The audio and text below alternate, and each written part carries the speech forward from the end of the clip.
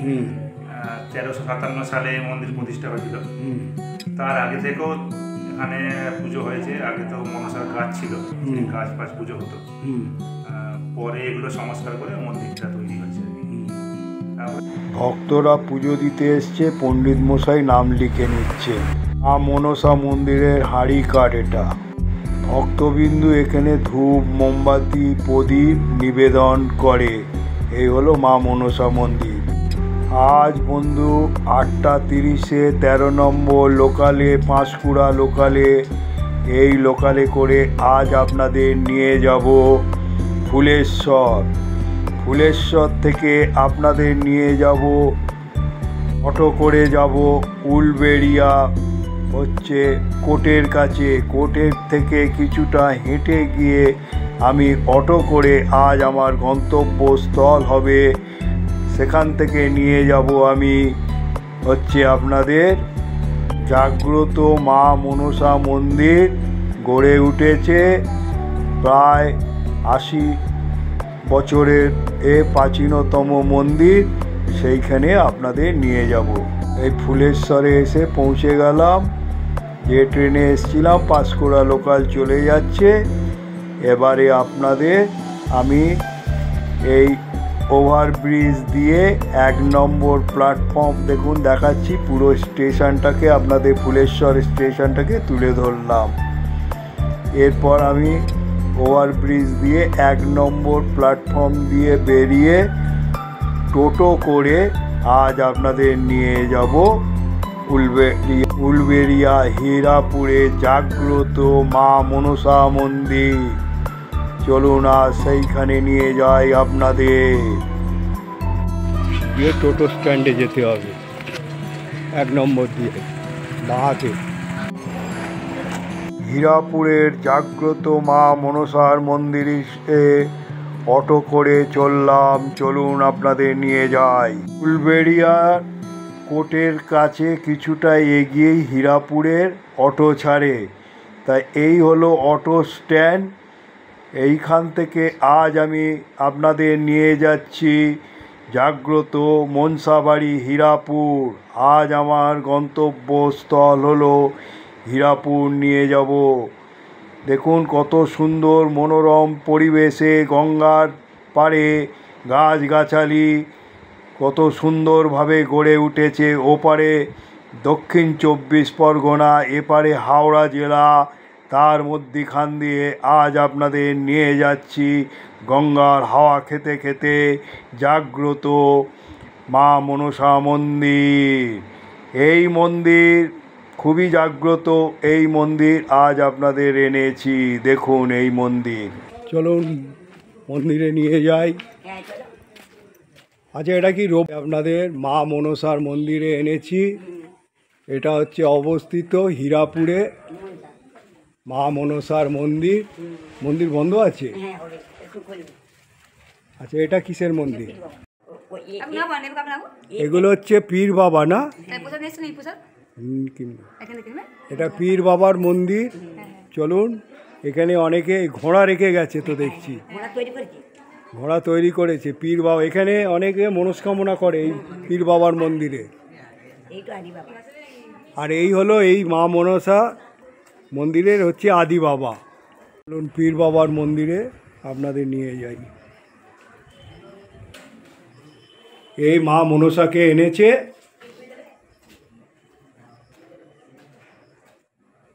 এই পীর বাবার হচ্ছে এই হলো মা মনসাকে এনেছে। এই হীরাপুরের মা মনসার কাহিনী।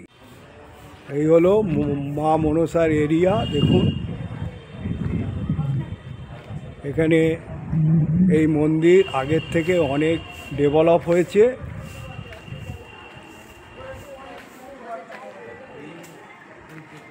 এখানে তো সমাগম হয়েছে আজ শনিবার।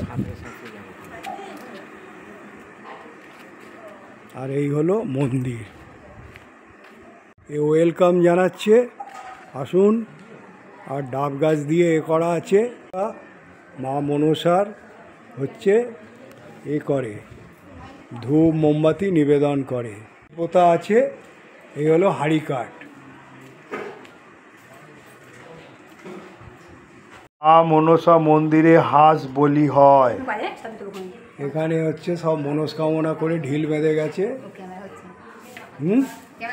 ঘাটে নিয়ে যাচ্ছি। তো মা হীরাপুরের মা মনসার হচ্ছে জলাশয়। এই জলাশয় অনেকে স্নান করে পুজো দেয়। তা আমিও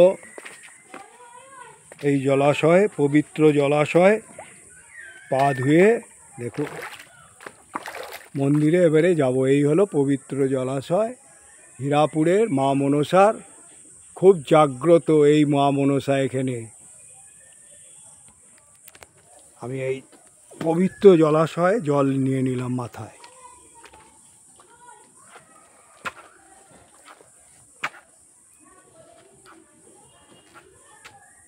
বাথরুম ফেসিলিটিও আছে। কনস্ট্রাকশনের কাজ চলছে। সব ঢিল বেঁধে গেছে মা মনসার কাছে। এখানে ধাপে ধাপে মন্দিরে ওপরে উঠতে হবে। হলো মা মনসার এই মন্দির, এই নাট মন্দির সমেত।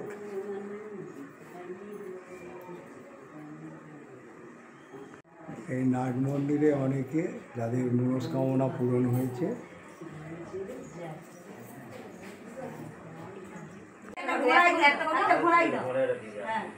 এইসব পীর বাবাকে পুজো দিয়ে এ করছে।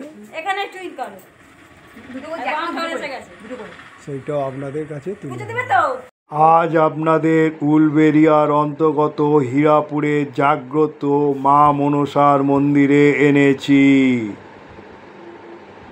এই মন্দির খুবই জাগ্রত এবং এখানে দৈব ওষুধের মাধ্যমে পেটের রোগ নিরাময় হয় এবং এখানে রোববারে প্রচুর ভক্ত সমাগম হয়। মা মনসা হলেন একজন পৌরাণিক হিন্দু সর্পনাগ দেবী। দেবীর উল্লেখ মহাভারতেও আছে। আচ্ছা, আপনি একটু ভালো করে বলুন, আপনার নাম বলে বলুন। আমার নাম অনির্বাণ ত্রিবেদী। হ্যাঁ, আপনি এই মন্দিরে, এই মা মনসা মন্দিরে পূজারী। আচ্ছা, আপনি এই মন্দির সম্বন্ধে দু চার কথা বলুন আমার ইউটিউব চ্যানেলে।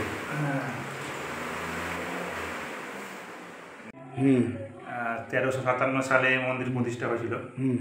তার আগে থেকেও এখানে পুজো হয়েছে। আগে তো মনসার গাছ ছিল, গাছ পাছ পুজো হতো। পরে এগুলো সংস্কার করে মন্দিরটা তৈরি হয়েছে আর কি। তারপরে এই ধরুন বছর দুয়েকের মধ্যে এটা আরো ভালো করে সংস্কার করা হচ্ছে। আরো উপরে কাজ টাজ হবে, এখনো সব প্রক্রিয়া চলছে। আর এখানে রোববার করে খুব দিন তো প্রচুর ভক্ত সমাগম। হ্যাঁ, ভক্ত সমাগম হয়, হাঁসের বলি হয় ওই দিনে। হ্যাঁ, আর এখানে দূর থেকে অনেক মানুষ আসে। এখানে মায়ের পূজা দেয়, মায়ের ওষুধ বাঁধে। আচ্ছা, ওষুধটা কি দেওয়া হয় আপনাদের? ওষুধটা একটা দৈব ওষুধ আর কি, দৈব ওষুধ শিকড়। সেটাকে মায়ের নাম করে মায়ের করে মানতে হয়। বিভিন্ন মনস্কামনা করে সবাই মারে। আর অভ্যর্থ কাজ হয়। অনেক দূর থেকে অনেক মানুষজন আসে এটাকে ওষুধটা আনতে। আর এটাই মায়ের। আচ্ছা, কালকে তাহলে অম্বুবাচীতে বন্ধ থাকবে না আপনাদের মন্দির? আপনাদের মন্দির তাহলে খোলা থাকবে? আমি সেই জন্যই শনিবার এলাম। খোলা থাকবে। পুজো হয় আর নিত্য পুজোটা হয়তো আপনাদের ওটা 12:30 থেকে হয় না? 12:30 থেকে 1টার মধ্যে। এটা আমার নামে পুজো দিয়ে দেবে। মাকে দর্শন করুন। আর কিছু বলার আছে এখানে এই মন্দির?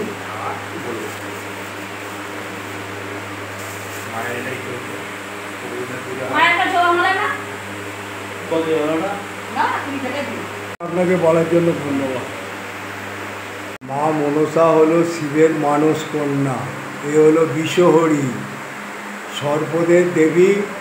এ হচ্ছে পদ্মাবতী। এই মা মনসার হচ্ছে বাংলার লৌকিক দেবতা। এই জাগ্রত এই হীরাপুরের মা মনসা। এখানে মনস্কামনা করলে পূর্ণ হয় এবং এখানে দূর দূরান্ত থেকে আসে যাদের পেটের রোগ আছে, সেই রোগও দূর করে দেয়। এখানে আসবেন রোববারে করে। দেখুন মা বিষহরী কত সুন্দরভাবে বিরাজ করছে, কখনো হাসি কখনো এখানে মুগ্ধ হয়ে যাবেন মা বিশ্বহরীকে দেখে। আবার কেউ পদ্মাবতীও বলে। কত সুন্দরভাবে এই মন্দির গড়ে উঠেছিল। এই মন্দির আগে পাথর ছিল না, এখন পাথর লাগিয়ে এই মন্দির নতুনভাবে গড়ে উঠেছে। দেখুন এখানে ভক্ত আসছে, আস্তে আস্তে সমাগম হচ্ছে। বেশিরভাগ জায়গায় মা মনসার পুজো প্রায় 12টার পর থেকেই শুরু হয়। আপনাদের একটা ছোট্ট করে আমি তুলে ধরছি।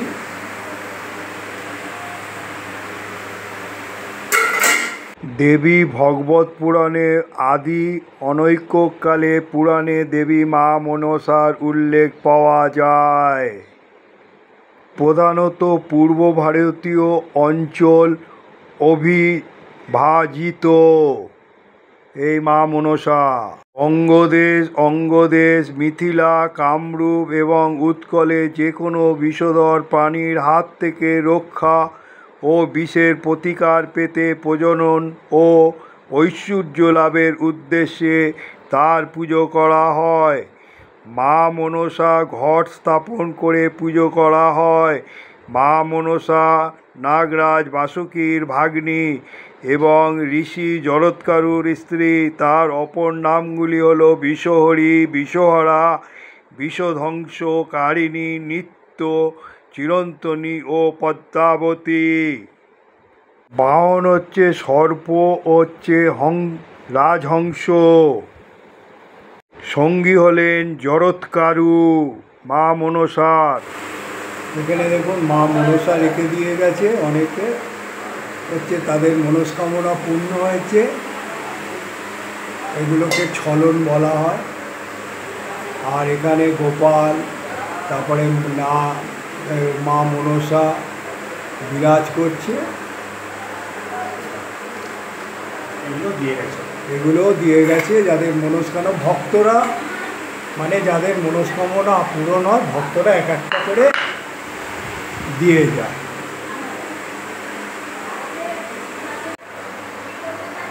চাল, শশা, বাতাসা এবং দুধ ও কলা দিয়ে পণ্ডিত মশাই সাজিয়ে তুলছে।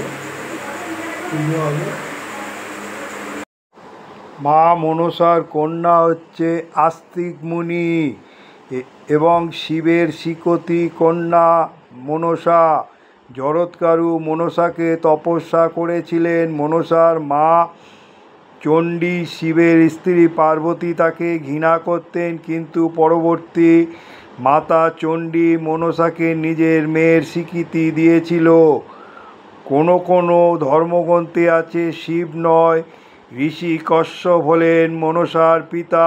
মনসাকে ভক্ত সৎ বলে বর্ণনা করে হলেও তিনি যা তার পূজা করতে অস্বীকার করেন তার প্রতি তিনি নির্দয়। জন্ম সংক্রান্ত কারণে মনসার পূর্ণ দেবীত্ব প্রথম অস্বীকার করা হয়েছিল। তাই মনসার উদ্দেশ্যে ছিল দেবী হিসাবে নিজের কর্তৃত্ব স্থাপন করা এবং একটি একনিষ্ঠ মানব ও ভক্তমণ্ডলী গড়ে তোলা। তার সাথে মিশরীয় দেবী আইসিসের মিল আছে। মনসা কেতকা পদ্মাবতী এই নামেই মনসা দেবী সমাধিক প্রসিদ্ধ। ইনি মনসা মঙ্গল বা পদ্মা পুরাণে কাব্যের অধিষ্ঠিত দেবী। তাই এই কাব্যকে মনসা মঙ্গল বা পদ্মা পুরাণ বলে। মনসা প্রাক পৌরাণিক দেবী। তিনি প্রাচীন পুরাণে স্থান পায়নি, অথচ লোকব্যবহারে ও লোকসাহিত্যে অর্বাচীন বৈদিক কাল থেকে বিভিন্ন রূপ পরিবর্তন করে চলে আসছেন।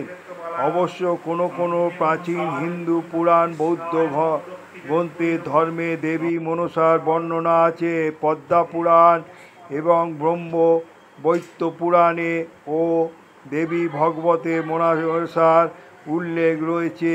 সংস্কৃত পুরাণ সাহিত্যে মনসা একবার ঈষৎ ধরা দিয়েছিলেন, সেটাও মহাভারতের আদি পূর্বে জন্মেজয়েতের সর্পসত্রের পূর্বা প্রসঙ্গক্রমে তিনি প্রাচীন পুরাণ ও মহাভারতে যে সর্পদেবীর উল্লেখ আছে সেখানে হচ্ছেন জরৎকারু অস্তিক তার ছেলে। মহাভারতে মনসার ও তার স্বামীর নাম একই, জরৎকারু। মনসা দেবীর ভাবনা ঋগ্বেদের অজ্ঞাত ছিল না। ঋগ্বেদের একটি শ্লোক মনসা দেবী ইঙ্গিত পাওয়া যায়।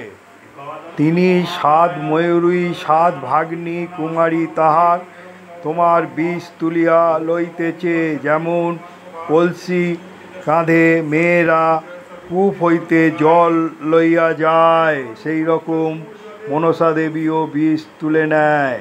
পুরাণে ঋষি কশ্যপ নাগজননীর কদ্রুর কন্যা বলা হয়েছে। খ্রিস্টীয় 1400 খ্রিস্টাব্দ নাগাদ মনসা প্রজনন বিবাহের দেবী হিসাবে চিহ্নিত হন এবং শিবের আত্মীয় হিসাবে শৈব ও দেবমণ্ডলীর অন্তর্ভুক্ত হন। কিংবদন্তি অনুসারে শিব বিষ পান করার পর মনসার মধ্যে তা সঞ্চার হয় এবং মনসা বিষহারী নামে পরিচিত হয়। মনসার জনপ্রিয়তা বৃদ্ধি পায় এবং তা দক্ষিণ ভারত পর্যন্ত ছড়িয়ে পড়ে। ধীরে ধীরে মনসা কেন্দ্রিক ধর্মীয় গোষ্ঠীটি শৈব ধর্মের প্রতিদ্বন্দ্বিতে পরিণত হয়। এর ফলে শিবের কন্যা রূপে মনসার জন্মের উপাখ্যানটি রচিত হয় এবং শেষ পর্যন্ত শৈব ধর্ম এবং আদিবাসী দেবীকে মূলধারার হিন্দু ধর্মের ব্রাহ্মণ্য ধারায় অন্তর্ভুক্ত করে। মনসার কাহিনী হচ্ছে পঞ্চদশ শতাব্দী শেষ হবার আগেই পরিপূর্ণ পাঁচালী রূপ ধারণ করেছিলেন। এরই ইঙ্গিত প্রায় বিপ্রদাস পিপলাইয়ের মনসাজ বিজয়ী কাব্যে। বিপ্রদাসের কাব্যখানি রচিত হয়েছিল পঞ্চদশ শতাব্দীর শেষ ভাগে। বাস্ত দেবতার আরোগ্য দেবতা অথবা সম্পদের দেবতা, এই বিভিন্ন নামে মনসার পুজো এদেশে বরাবর চলে এসেছে। এখনও তিনি বিশেষ করে সাপের দেবতা, তবে নিজে সাপ নন, আরোগ্য ও পুষ্টিকর রূপ কাশ্চিত দেবতার ভাবনা বলে। এরই মহিনা বেদের সময় থেকে গীত মনসা মুখ্যত সরস্বতী, ইহার নামান্তর ইলা, পুষ্টি, শ্রী। ইনি গৌরী, যিনি জল কেটে একপদী, দ্বিপদী, চতুর্পদী, অষ্টপদী, নবমপদী সৃষ্টি করেছিলেন। ইনি বাক, যিনি নারী রূপে গন্ধর্বদের ছলনা করে দেবতাদের সোম এনে দিয়েছিলেন, যা অমৃত। দেবীর এই প্রসন্ন রূপ কিন্তু বাংলা সাহিত্যে গোড়া থেকেই ঢাকা পড়ে গিয়েছিল। এখন মনসা চণ্ডীর এর প্রতিদ্বন্দ্বিতা শিব ভক্তের বিদ্বেষিনী। ঋগ্বেদের এক রূপক ভাবনা পরে দেবীত্ব রূপ মূর্তি পেয়েছিল। তিনি দুর্গম অরণ্যের দেবতা। পৌরাণিক সাহিত্যে তিনি দুর্গতের দেবতা দুর্গা এবং পার্বতীর চণ্ডী হয়েছিলেন এবং তার পূর্বে ইনি সরস্বতী ও শ্রীর সঙ্গে অভিন্ন ছিলেন। পৌরাণিক যুগে আগেই সরস্বতী ও স্ত্রীর সঙ্গে বাস্তনাগ দেবতার পূজা মিশে গিয়েছিল। তখন হতেই মনসা নিজে নাগ না হয়ে সর্পরাজ্ঞী ও সরস্বতী ও স্ত্রী দুই পৃথক দেবতার মনসা ও লক্ষ্মী পরিণত হওয়ার আগেই নাগ পূজার সঙ্গে দেবীর যোগাযোগ ঘটে গিয়েছিল। পরে সরস্বতী ও স্ত্রী যখন ভাগাভাগি হলো, তখন মনসার ভাগে পড়ল সর্পনাগ আর লক্ষ্মীর ভাগে পড়ল হস্তিনাগ। মনসা ও লক্ষ্মীর মৌলিকতা অনেক প্রমাণ আছে। দুইজনের নামান্তরের কমলা ও পদ্মা পদ্ম দলে মনসার উৎপত্তি, আর কমলার আসন পদ্মে। লক্ষ্মীর উৎপত্তি সাগরেই, মনসার উৎপত্তি হ্রদে। মনসার মূর্তিতে তাকে সর্প পরিবেষ্টিত নারী রূপে দেখা যায়। বন্ধু, আজ হীরাপুরে মা মনসা জাগ্রত মন্দিরে এনেছি। এখানে দৈব ওষুধ দেওয়া হয় রোববার করে এবং শনিবার নিত্য পুজো হয় 12:30টার পর। খুবই জাগ্রত আর বহুটি প্রাচীনতম মন্দির। এই মন্দির নতুন করে গড়ে উঠছে আবার প্লাস্টার দিয়ে। বহু দূর দূরান্ত থেকে ভক্ত সমাগম হচ্ছে। রোববারে আসবেন এখানে। আর মা মনসা খুবই জাগ্রত বলবো। এখানে আমিও পুজো দিলাম। এই দেখুন, পুজো দিয়ে এবারে আমি আমার গন্তব্যস্থলে ফিরবো। তা আশা করি একটা করে লাইক আর যত শেয়ার করবেন। পশ্চিমবঙ্গের কত মন্দির আছে সেগুলো আপনাদের কাছে তুলে ধরবো। পশ্চিমবঙ্গের এইরকম আনাচে কানাচে কত মন্দির আছে। আর বলবো, এখনও যারা সাবস্ক্রাইব করেননি, সাবস্ক্রাইব করলে আইকন বোতামটা টিপে দেবেন। আমার পরবর্তী যখন ভিডিও বানাবো নোটিফিকেশানে পেয়ে যাবেন। আপনারা ভালো থাকুন, সুস্থ থাকুন। জয় মা মনসা বলে আমি আমার গন্তব্যস্থলে যাচ্ছি। আজ আপনাদের মনসা মন্দিরে আমি হাওড়া হয়ে দেখিয়েছিলাম। এবারে আমি গঙ্গা পার হয়ে হীরাপুর থেকে যাব বিল্লাপুর এবং বিল্লাপুর থেকে ফেরিঘাট হয়ে আমি সেখান থেকে অটো করে আসবো বজবজ এবং বজবজ থেকে আমি নিউ আলিপুরে ফিরে আসব। এই গঙ্গার মনোরম পরিবেশ দেখতে দেখতে আপনাদের তুলে ধরছি।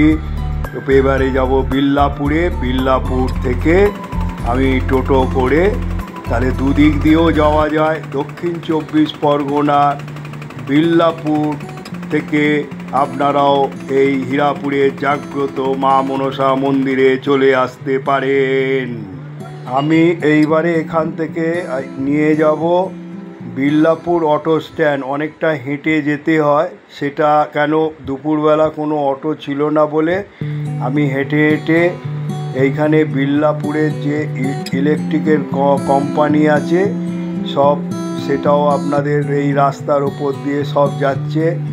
এখানকার কর্মচারীরা সাইকেলে করে সেই রাস্তা ধরে আমি হেঁটে হেঁটে এসছি বিল্লাপুর অটো স্ট্যান্ড।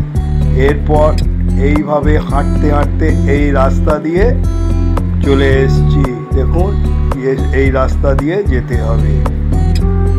এইভাবে এই হলো, দেখুন সব ইলেকট্রিকের যে কোম্পানি সব ঢুকছে। আর এখানে মার্কেটও বসে আছে, সেগুলো আমি এবারে হেঁটে হেঁটে হেঁটে হেঁটে আপনাদের, কেন অটো নেই যেহেতু আমাকে হেঁটে হেঁটেই যেতে হয়েছে। এরপর অটো পেয়ে গেছি, অটো করে চললাম। এরপর বজবজে এসে পৌঁছে গেলাম। এই হলো বজবজ স্টেশন। 2:48 এই ট্রেন ছাড়বে। এই ট্রেনে করে আজ আমি নিউ আলিপুরে যাব। এই হলো বজবজ স্টেশন। দেখুন, আপনাদের তুলে ধরছি বজবজ। এরপর নিউ আলিপুরে এসে পৌঁছে গেলাম। জয় মা মনসা। এই জাগ্রত মন্দিরে হাওড়া দিয়েও যাওয়া যায়। দক্ষিণ 24 পরগনা বিল্লাপুর হয়ে আপনারা গঙ্গা পার হয়ে হীরাপুর ফেরিঘাট হয়ে দুপায়ে হেঁটে পৌঁছে যাবেন। তাহলে আপনাদের আজকে দুটো রাস্তা দেখিয়ে দিলাম। জয় মা জাগ্রত মনসা দেবী।